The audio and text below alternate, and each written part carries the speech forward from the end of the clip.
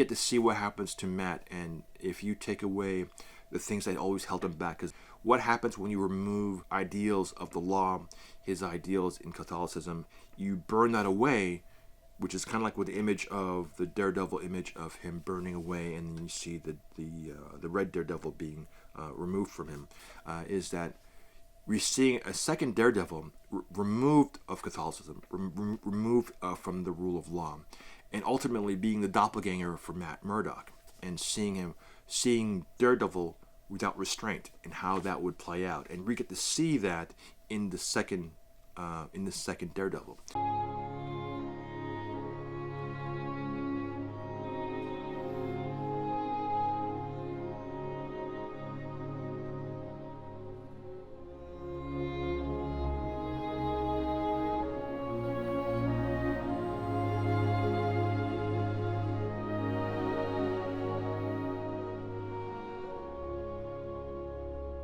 Welcome everyone to the Pantheon. I'm Ray Schoenberg, and today I'm looking at Daredevil Season 3. It is the final installment of the Daredevil franchise on Marvel's Netflix. The series ran for, I would say arguably, the story ran for 4 seasons. You have to include Defenders to include the story of Matt Murdock and where we are at this point. Now, the show, when it debuted, it was probably one of the best shows. Season 3 debuted in October 2018, and arguably is one of the best shows out there.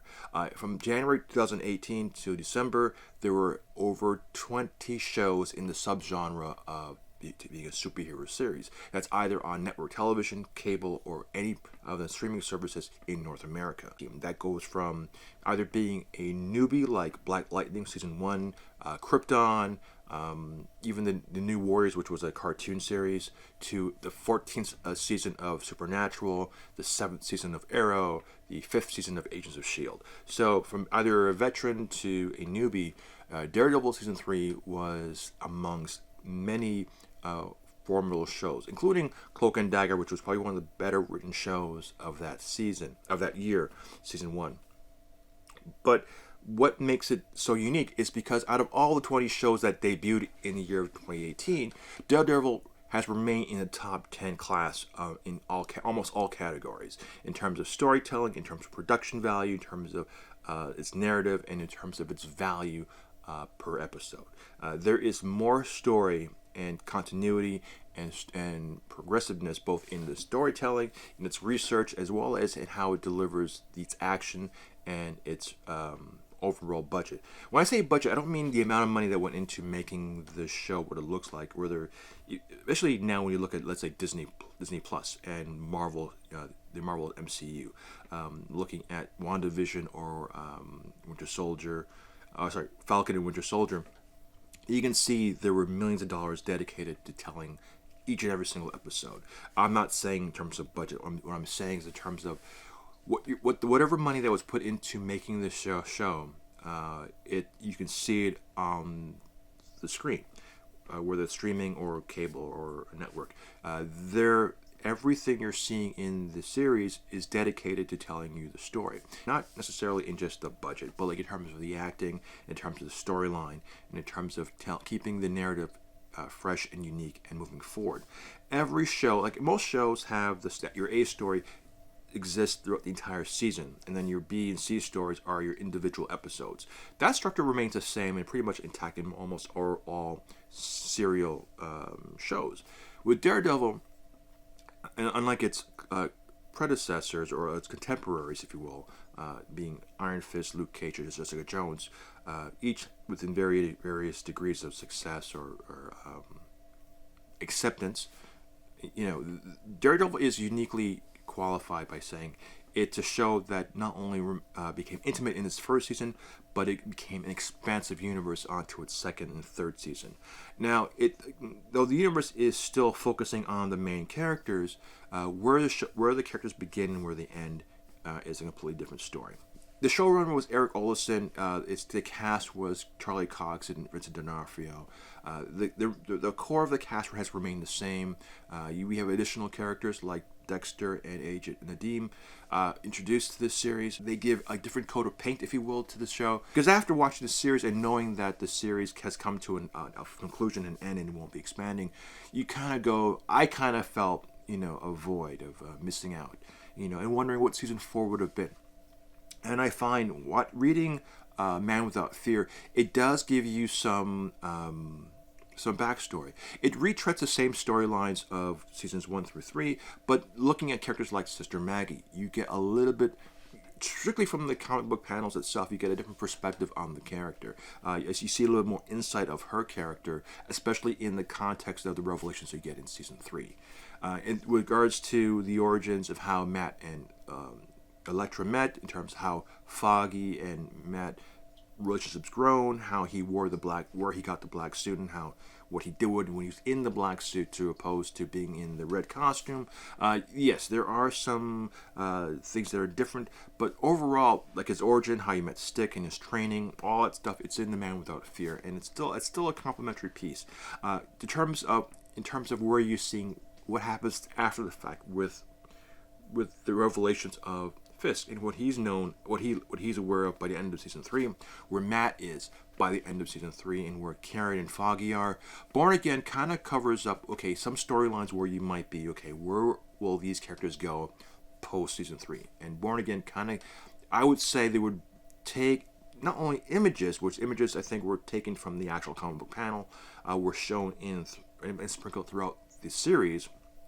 I think some certain stories in Born Again will be addressed and kind of stuck into season 4 as part of an ongoing narrative, should there have been a season 4. So I look at that as a will of the wisp to fulfill any I'm going to say, just in terms of like if you feel a bit of a drought and you're kind of missing Charlie Cox and Daredevil, and we're still waiting for December to roll around with and was it Spider-Man? Was it Never Coming Home? or No Way Home? Sorry. Then because there's rumors about Daredevil coming back for that series, which we don't know yet, or the Multiverse of Madness. We'll see how that plays out. But I think ultimately, for fans who are missing Daredevil and that universe, Born Again and Man Without Fear kind of really does help you quench that thirst, just until the shows pick up.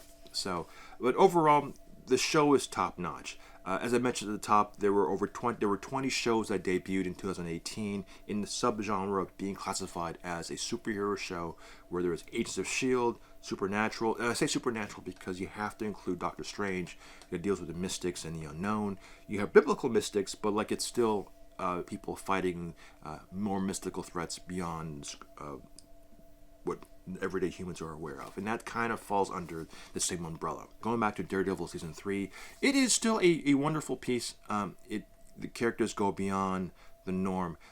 We get to see what happens to Matt, and if you take away the things that always held him back, is what happens when you remove ideals of the law, his ideals in Catholicism, you burn that away, which is kind of like with the image of the Daredevil image of him burning away, and then you see the red Daredevil being removed from him, is that we're seeing a second Daredevil removed of Catholicism, removed from the rule of law, and ultimately being the doppelganger for Matt Murdock, and seeing Daredevil without restraint and how that would play out, and we get to see that in the second Daredevil.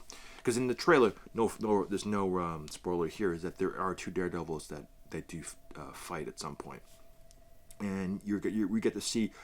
We answer the question is what would Matt be like without the things that make his struggle so sincere, and without any restraint. And now we're getting to see that, and ultimately the battle between the two Daredevils.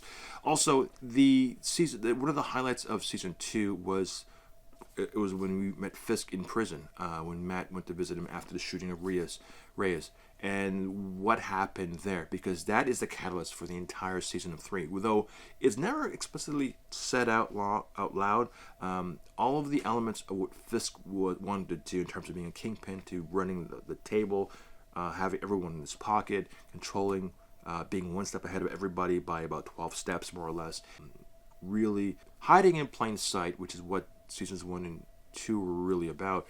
Season 3 becomes an all-out game for this guy. It is Kingpin's gambit in this season, and his motivations are displayed, and his anger towards Matt is displayed. But one of the coolest things about that scene in season 2 is when he punched Kingpin, something that you can't say verbally, but he knows that he's the son of a boxer, but like where he got hit in his jaw is the exact same spot he got hit in season 1.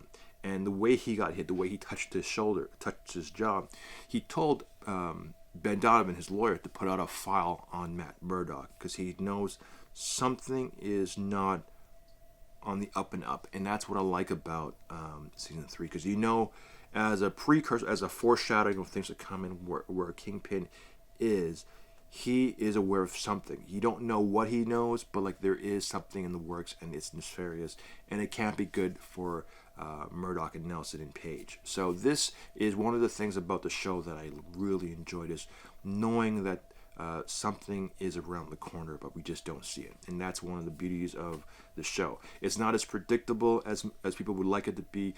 This was a fan favorite amongst critics as well as to the fans themselves. And this is something at least they could hang their hat on and saying this was a wonderful show.